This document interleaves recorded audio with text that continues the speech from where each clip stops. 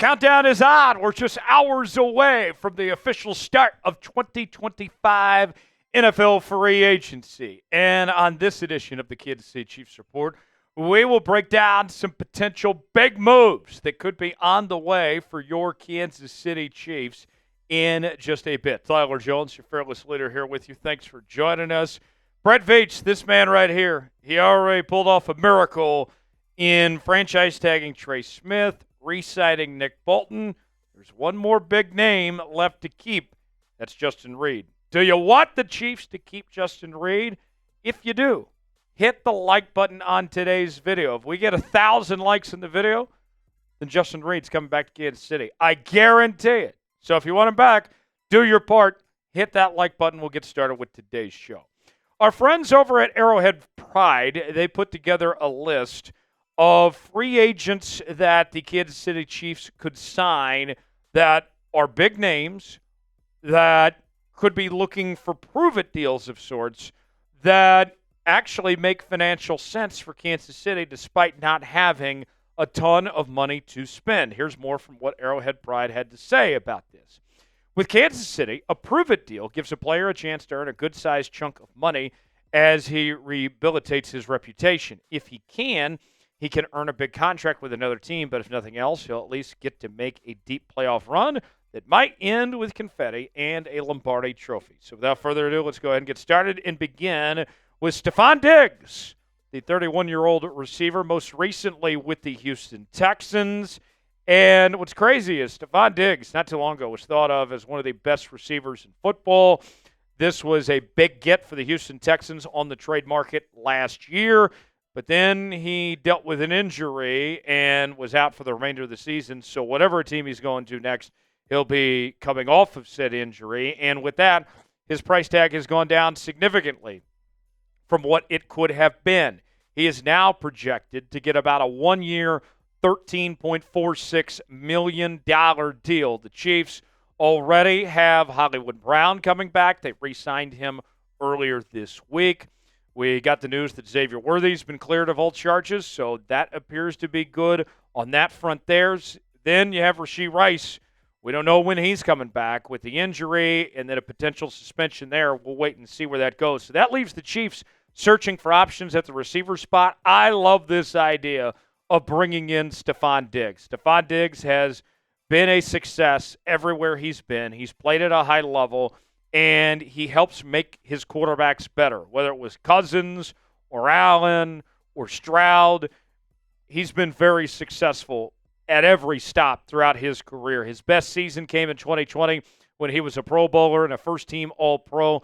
Also was the NFL's receptions and receiving yards leader. And he was having a decent season prior to the injury this past year, as he had 47 catches for nearly 500 yards and 3 touchdowns, 10.6 yards of reception. But you can see prior to that injury, a 1,000-yard season after 1,000-yard season with over 100 catches in each of those 3 seasons and at least 8 touchdowns as well. I don't know if Stefon Diggs is going to put that production up again that he did in that 2020 through 2023 stretch, but if even he did what he did in 2024 and stayed fully healthy, I would take that, and that would be a huge asset to this Chiefs offense at a reasonable price tag. Should the Chiefs sign Stefon Diggs? If you recall, several years ago when the Bills lost in the playoffs to the Chiefs, there was that image of him looking on the field in Kansas City, taking it all in because he wanted that someday. Well, now, if you can't beat him, Stefon, join him. How's that sound? What do you think of this possibility? Type S for sign, P for pass, weigh in, and let us know. We will be live for NFL free agency coverage here on the Kansas City Chiefs Report, as we will do 2 straight days of live coverage, Monday and Tuesday, right here on the channel. Don't miss out. It is going to be a heck of a time as we react to what your Kansas City Chiefs do, as well as other teams across the National Football League. Subscribe now. Don't miss a moment. Free Agency Frenzy Live right here on the Kansas City Chiefs Report. Let's get 20 subs right now, and make sure you join us for our live coverage here on the channel. Don't miss out. YouTube.com/ChiefsTV. Up next, we find Dre'Mont Jones.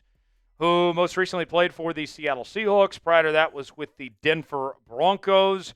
And he was the highest paid player on Seattle's defense a season ago, but he won't be getting that type of money again. I think it's about the $7 million range potentially for Dre'Mont Jones, coming off 2 years that weren't so great in Seattle. 2 different schemes under Pete Carroll and Mike Macdonald, and the Seahawks did not get what they were looking for out of Dre'Mont Jones. Hell of an athlete, a lot of potential there. He showed a lot of life in Denver, and the hope was that he would take a huge step forward as he got older and entered his prime years in Seattle. That did not happen. Instead, he took a bit of a step back. Now, I'm skeptical of the idea of signing Dre'Mont Jones here because, yes, I do subscribe to the belief that you can never have too many pass rushers and that you look at adding him to this mix, you need some pass rushers involved. I understand. But the lack of production that he had in Seattle for what he was paid, I got a bad feeling that he's not going to improve and that he actually might go on a downward spiral from even what we saw in Seattle. You look at the numbers. Here's where it gets a little alarming for Dre'Mont Jones. This past season in 2024, he had the second lowest sack total of his career, 4.0, and the second lowest tackle numbers of his career, 28 tackles. And there was this belief that when he went to Seattle that he would have this breakout campaign.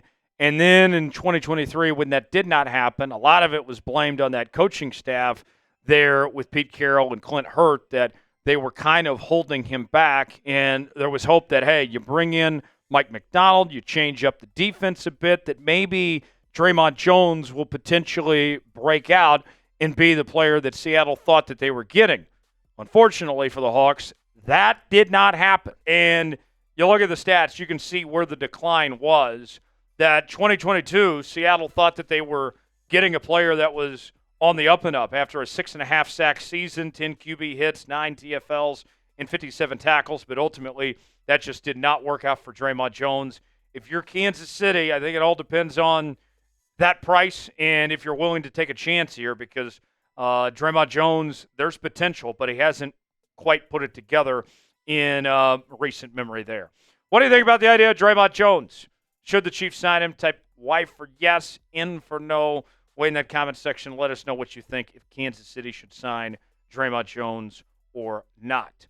Got a great deal we're offering Chiefs fans right now. Chiefs hats are on sale for up to 50% off at chatsports.com/Chiefs hats. Got all sorts of different hats to choose from the ball cap style to the flat bill version. You can go see for yourself these hats that we're showing on our screen, as well as other hats that are available for your liking. And we have additional Chiefs merchandise for you as well. It's all in one place, chatsports.com/Chiefs hats. Get yours today. The link is in the comments and description of today's video. That's chatsports.com/Chiefs hats. Last on the list, according to Arrowhead Pride, is Trent Brown, the 31-year-old offensive lineman who has been a journeyman, most recently with the Cincinnati Bengals. And we know that the Chiefs have a need at the offensive tackle position as they're looking for a new starting left tackle. Joe Thuney is gone. You also need some help at the left guard spot. So what about Trent Brown? Well, here's the good news with Trent Brown. The cost is not much. 1 year, $1.20 million is all it would cost to get Trent Brown. You've already missed out on Ronnie Stanley, who's coming back to the Baltimore Ravens. I'll say this. I don't think Trent Brown's a bad football player, but he is in his 30s. He does have injury history. I think you can do better than Trent Brown potentially. If you do go with Trent Brown, if that's your plans for him as your starting left tackle, I would hope that you draft somebody to train up and be ready to eventually replace Trent Brown sooner than later if you decide to go that route. Nonetheless, Trent Brown, solid career, Pro Bowler in 2019, a Super Bowl champion, previously with the Bengals, the Patriots, the Raiders, the 49ers, just to name a few. And if we take a step further and look at his Pro Football Focus statistics, although it was a small sample size, these numbers are kind of consistent with what Trent Brown has done in his career. His offensive grade last year, 65.2, pass block grade 64.2, run block grade is 68.4, All those numbers, good numbers, not great numbers, not bad numbers. And that's been kind of the constant thing from Trent Brown. He's not going to be the best, but you could do a whole lot worse than Trent Brown as well. With that said, with free agency beginning on Monday, who's a player the Chiefs should sign? Who comes to mind? Give me a name in the comments section you'd like to see in KC. If you enjoyed today's show, you'll want to keep Justin Reid around. Do your part. Hit the like button on today's video. We certainly appreciate it. I'm Tyler Jones. Thanks for joining us. We'll see you next time.